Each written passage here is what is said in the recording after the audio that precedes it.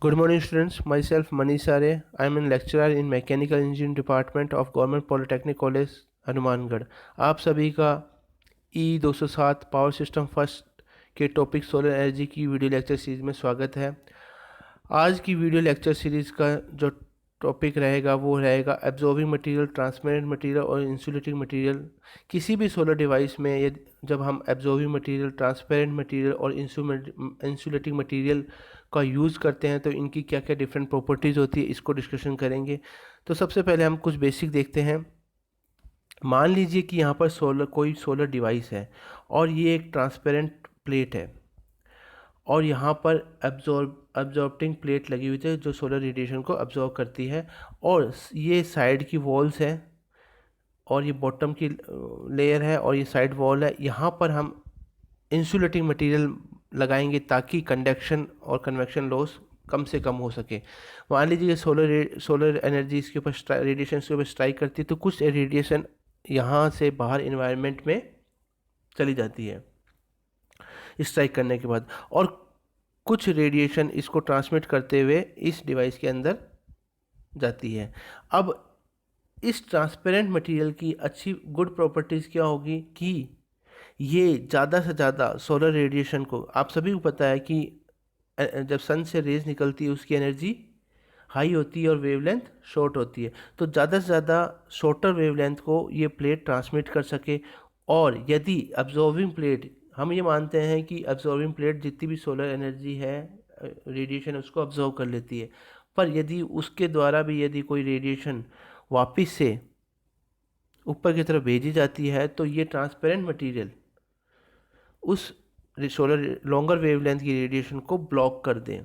ये absorbing plate है, तो हम ये मानते हैं कि ये सारी की सारी एनर्जी को अब्जॉर्ब कर लेता है। यदि ये वापस से यहाँ से रेडिएट करता है तो ये ट्रांसपेरेंट मटेरियल उसको उस एनर्जी को ब्लॉक कर ले। उसके अलावा जो इंसुलेटिंग मटेरियल्स हैं वो ज़्यादा से ज़्यादा हीट कंडक्शन और कन्वेक्शन जो लॉस हो रहा है उसको ज़्यादा से ज़्यादा रोके, उसको वहाँ पर लॉस नहीं होने दें।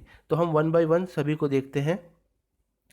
सबसे पहले एब्जॉर्बिंग मटेरियल है। किसी भी सोलर डिवाइस की एफिशिएंसी इस बात पर डिपेंड करती है कि इंसिडेंट सोलर रेडिएशन कितनी ज़्यादा उस सरफेस के द्वारा एब्जॉर्बर प्लेट के द्वारा अब्जॉर्ब की जा रही है और कितनी सोलर रेडिएशन को उस गिवन टेम्परेचर पर एमिट किया जा रहा है। तो सोलर ऑब्जर्वर प्लेट जो होती है उसकी क्या प्रॉपर्टी, ऑब्जर्वर प्लेट मटेरियल्स की क्या क्या प्रॉपर्टी होती है कि उसकी कंडक्टिविटी, जो थर्मल कंडक्टिविटी है वो हाई हो, उसकी टेंसाइल और कंप्रेसिव स्ट्रेंथ है वो अच्छी होनी चाहिए। उसके अलावा उसमें गुड कोरोजन रेजिस्टेंस की प्रॉपर्टी भी होनी चाहिए। आप सब देखिए, एक कॉपर एक ऐसा एग्जांपल है जिसमें उसकी कंडक्टिविटी ज़्यादा होती है, उसकी कोरोजन रेजिस्टेंस ज़्यादा होती है, बट कॉपर के साथ प्रॉब्लम क्या है कि वो एक एक्सपेंसिव है। इसके अलावा कुछ ऐसे मटेरियल है जो हम ऑब्जर्वर प्लेट में यूज़ कर सकते हैं। एल्यूमिनियम है, स्टील है और वेरियस थर्मोप्लास्टिक है। यहाँ पर कुछ थर्मल कंडक्टिविटी दे रखी है मटेरियल की। जैसे पहला है कॉपर है जिसकी 386 वाट पर metre degree C thermal conductivity है। एल्यूमिनियम 204, आयरन की 73 और स्टील की 54 है। इसके अलावा ऑब्जर्वर प्लेट पे सरफेस कोटिंग भी की जाती है, मेनली ब्लैक सरफेस कोटिंग की जाती है जो कि हाई अमाउंट ऑफ विजिबल, मतलब मैंने आपको बताया था कि सन से जो रेडिएशन निकलती है उसकी एनर्जी हाई होती है और वेवलेंथ शॉर्ट होती है। तो हाई अमाउंट की जो विजिबल शॉर्ट वेव लाइट है उसको उस ऑब्जर्वर प्लेट के द्वारा या जो ऑब्जर्वर प्लेट का जो सरफेस है उसके द्वारा एब्जॉर्व कर सके, तो इसके लिए हम उसके ऊपर ब्लैक रंग की सरफेस कोटिंग करते हैं। दूसरा, ब्लैक कलर का जो ऑब्जॉर्बटेंस वैल्यू है वो 0.92 से 0.98 होती है, जो कि incident short wave solar radiation को अदर कलर की कंपेयर में ज़्यादा एब्जॉर्व करती है।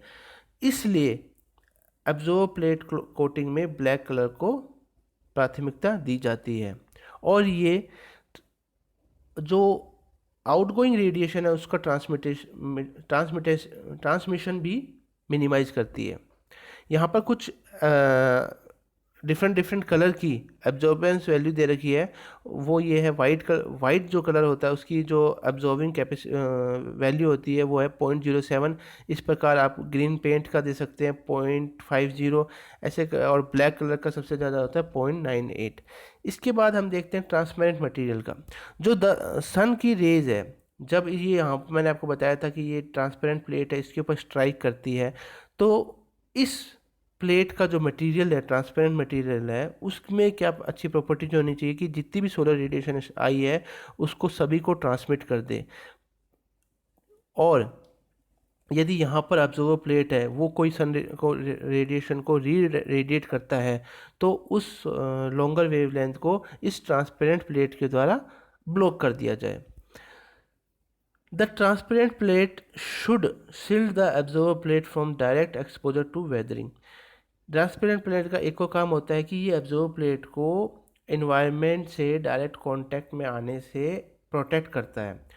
टेम्पर्ड ग्लास एक कॉमन कवर मटेरियल है जो कि क्योंकि इसकी ड्यूरेबिलिटी और स्टेबिलिटी अच्छी होती है जब यूवी रेडिएशन के कांटेक्ट में ये ग्लास आता है। पर ग्लास की जो डिज़ायरेबल प्रॉपर्टी है, एक ये भी डिज़ायरेबल प्रॉपर्टी होती है कि ये 90% जो इनकमिंग शॉर्ट वेव रेडिएशन है जो आती है उसका 90% ये ट्रांसमिट कर देता है।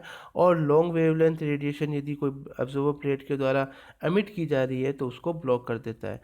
टेम्पर्ड ट्रांसपेरेंट प्लास्टिक भी एक अच्छा एग्जाम्पल है ट्रांसपेरेंट मटेरियल के लिए क्योंकि ये हाई शॉर्ट वेव ट्रांसमिटेंस रखता है। बट प्लास्टिक के साथ प्रॉब्लम ये है कि ये यूवी अल्ट्रावायलेट रेडिएशन के कांटेक्ट में ज़्यादा लंबे टाइम ऑफ पीरियड के लिए नहीं रह सकता, इसलिए ट्रांसपेरेंट प्लास्टिक एक अनपॉपुलर एग्जांपल है। यहाँ पर कुछ मटेरियल्स की ट्रांसमिटेंस दिए रखी है कि मतलब वो मटेरियल कितनी ज़्यादा ट्रांसमिटिंग कैपेसिटी रखते हैं।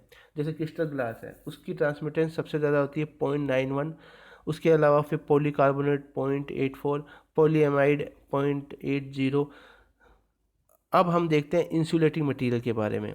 मैंने जैसे आपको बताया था कि इंसुलेटिंग मटेरियल क्या काम होता है कि किसी भी सोलर डिवाइस से ज़्यादा से कम जितना कम हीट लॉस हो सके, हम जितनी ज़्यादा से ज़्यादा हीट को अंदर अब्जॉर्व कर सके वो काम इंसुलेटिंग मटेरियल करता है। तो thermal insulating material which can be use to reduce conduction and convection heat loss from the solar device. किसी भी सोलर डिवाइस से कंडक्शन और कन्वेक्शन लॉसेस कम से कम हो इसलिए हम थर्मल इंसुलेटिंग मटेरियल का यूज़ करते हैं। इंसुलेटिंग मटेरियल है उसकी क्या क्या प्रॉपर्टीज़ होनी चाहिए कि जो थर्मल कंडक्टिविटी है वो कम से कम होनी चाहिए। उसके अलावा उसकी डायमेंशनली एंड केमिकली स्टेबल होना चाहिए हाई ऑपरेटिंग टेम्परेचर के ऊपर। यदि आपका टेम्परेचर बढ़ गया और उस टेम्परेचर के ऊपर वो स्टेबल ही नहीं रह पाया, वो अपनी जो प्रॉपर्टीज़ है उसको लूज़ कर देता है तो वो अच्छा इंसुलेटिंग मटेरियल नहीं कहलाता। इसलिए कोई भी इंसुलेटिंग मटेरियल यदि अच्छा है तो उसकी हाई ऑपरेटिंग टेम्परेचर पे वो मटेरियल केमिकली स्टेबल होना चाहिए। यहाँ पर कुछ एग्जांपल दिए हुए हैं जिसमें थर्मल कंडक्टिविटी के बारे में बताया हुआ है। जैसे कि ग्लास वूल है। ग्लास वूल एक बहुत अच्छा इंसुलेटिंग मटेरियल है। इसकी 200 डिग्री टेम्परेचर पे इसकी थर्मल कंडक्टिविटी 0.044 होती है। उसके अलावा थर्मोकोल है 0.035 होती है। उसके अलावा आप पॉलीयूरेथेन है 0.016 होती है।